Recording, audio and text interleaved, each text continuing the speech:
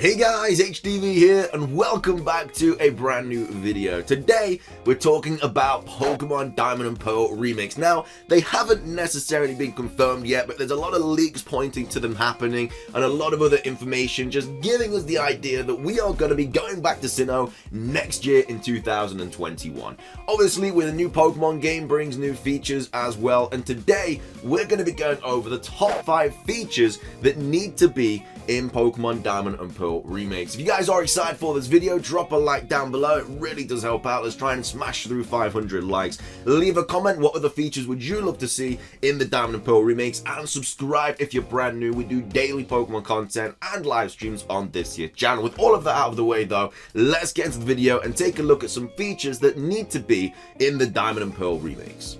So, starting things off, we have the obvious one, the elephant in the room, Mega Evolutions, something that a lot of people would love to see return in the Generation 4 remakes. For some reason, a lot of people think that they've scrapped them. I don't know where they're getting this idea from, maybe because they weren't in Sword and Shield, but if you take a look at the timeline, in Generation 6, they were introduced being Pokemon X and Y. We then got them in Omega Ruby and Alpha Sapphire, which was the Ruby and Sapphire remakes. We then got them in Pokemon Sun and Moon. We then got them in Pokemon Ultra Sun and Ultra Moon. We then got them in Let's Go Pikachu and Eevee. And then we didn't get them in Sword and Shield. So, for whatever reason, because we haven't got them in one game out of the last like 6 or 7, that has led a lot of people to believe that they're done with them. I don't think that's the case at all. Obviously, they are now in Pokemon Go as well, and that's a big feature in that game now. We also had them in Mystery Dungeon. Like, every single game now has Mega Evolution apart from Sword and Shield. So, to think that they've just scrapped it for the main series games, I don't think that's the case at all.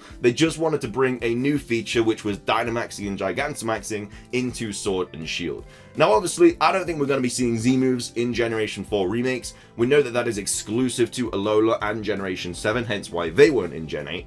And then I think Dynamaxing and Gigantamaxing is also exclusive to Sword and Shield. I'm not 1000% sure about that, but I just can't see how they would incorporate that feature into the Diamond and Pearl remakes. The best thing about obviously Dynamaxing and Gigantamaxing was all the raids and them constantly being able to do updates and stuff and events.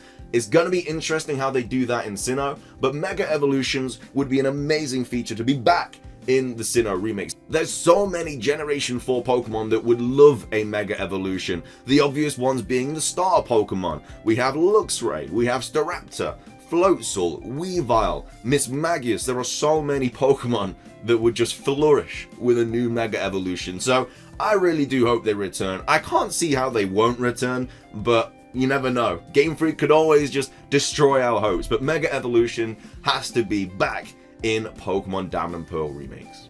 Coming up next and claiming the next spot in today's video of following Pokemon. Now, obviously, I spoke about this during the video that I went over the features for the next Pokemon game, but following Pokemon, I feel like it kind of has to be back in Diamond and Pearl remakes for the same reasons. In obviously Sword and Shield and the Isle of Armor and the Crown Tundra, they did introduce back into the games following Pokemon. It took everybody by surprise because we hadn't really seen anything like that since Let's Go Pikachu and Eevee and then Heart Gold and Soul Silver. We just was not expecting this to be a thing. But now that all of those Pokemon, like 600 odd, have their walking, following, running animations back on the Switch, it would only make sense to then incorporate them back into Diamond and Pearl remakes. They've only got to do like another 250 more Pokemon or something animations, which wouldn't take that long to be fair. Let's be honest, the animations weren't fantastic in Sword and Shield, but to just have them in there, I'd rather that than not to have them at all. Following Pokemon animations is a really, really cool feature. It's cool to see the Pokemon, how they react, like following you and stuff and the different things. The only difference now is I would love them to bring back rideable Pokemon as well, like we did have in Let's Go Pikachu and Let's Go Eevee, riding Onix, Charizard, Haunter, Snorlax, Machamp. You know the drill, having those back as well. I'm not sure what the graphics would be like for the Pokemon Diamond and Pearl remake, so I don't know if that would be kind of something they would look into, or maybe they would just have them as like a standalone thing behind you. But either way, following Pokemon would be something really cool to see in the Pokemon Diamond and Pearl remake, so fingers crossed for them. Coming up next and claiming the third spot in today's top 5 video is one of the biggest features in Pokemon Diamond and Pearl, something very close to my heart, something that I loved doing as a child, and it is the Underground. The Underground was something that was just so amazing. You could go down there, you could make your secret base, you could dig for fossils, you could set traps, and it was just one of the best things to do in Pokemon Diamond and Pearl remakes. The amount of time I spent down there with my brother, setting little traps for him to trip him up, bro, I don't even know. My game time was, a lot of it was just the underground, and I'm not even joking when I say that. But now with what they could do, I think they could make the underground an incredible online hub. Like, you could jump into there, you could see like a bunch of other players doing their own underground things and stuff like that, finding like other people's secret bases, you know, maybe seeing their Pokemon following them in the underground, seeing them all dig for fossils, and I'm sure they could add more things to it as well. The underground was such a good feature, and I was so sad to see it not in Generation 5. It is very exclusive to Sinnoh. It is one of the biggest selling points for Sinnoh as well, in my opinion. It's something that, if it's not in the... I cannot fathom how they would not put it in the game. Like, I just don't even understand. Like, not having the underground in that game is like not having the starter Pokemon. Like, it's just such a huge part of those games, and I don't know, man. I'm gonna be so upset if it's not in.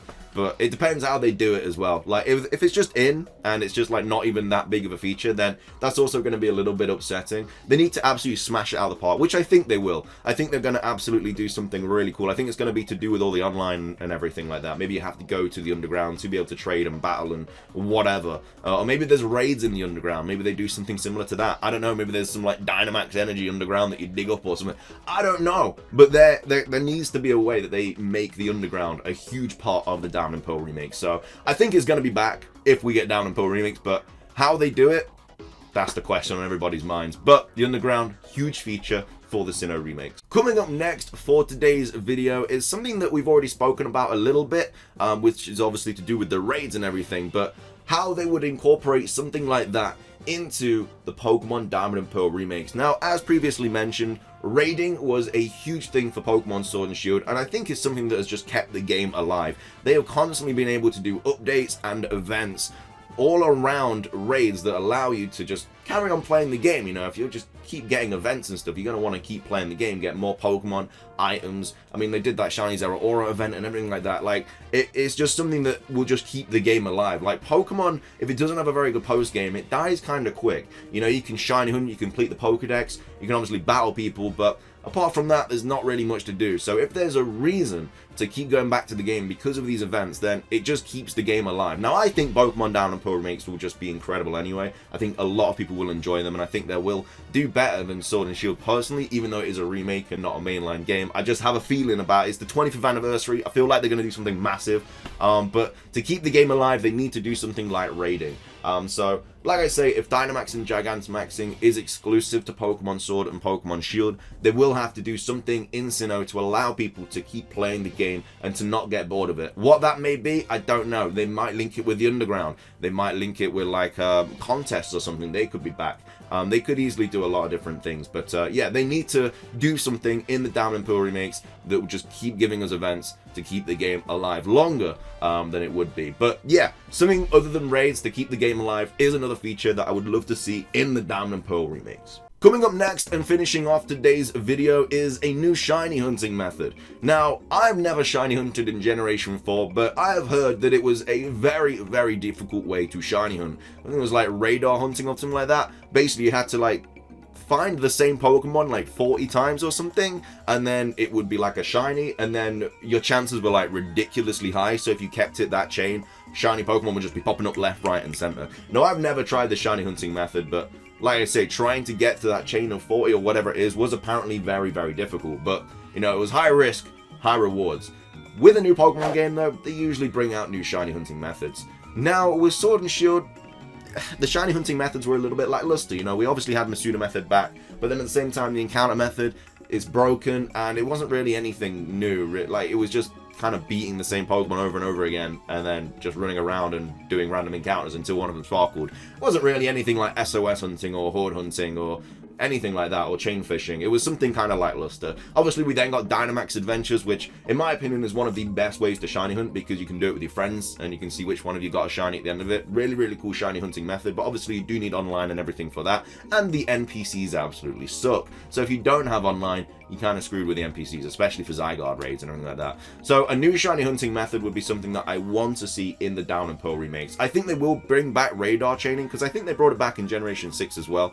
But maybe they bring back a couple of the others, like Friend Safari or something, and as well as that, bring an all-new shiny hunting method out, which obviously is a lot better than the normal wild encounters that we are used to in Sword and Shield. But yes, a new shiny hunting method is something that I am begging for in the Pokemon Diamond and Pearl remake. Something you can do straight away in the game as well, because I always love shiny hunting at the very start instead of actually playing the game. I don't know, that's just something I do. But yeah, new shiny hunting method has to be in the Diamond and Pearl remakes. With that though, it does wrap up today's video. I really hope you guys did enjoy it. If you did, drop a like for me. Let's try and hit 500 likes. Really does help out. Make sure to leave a comment as well. What features would you love to see in the Down and Pearl remakes? Do you like my list, or there's something on my list you don't want to see? Let me know in the comments. Again, it really does help out. And subscribe if you're brand new. We do daily Pokemon content on this channel. Thank you so much for watching though. Have a fantastic rest of your day. And until next time, peace. Just poke myself in the eye.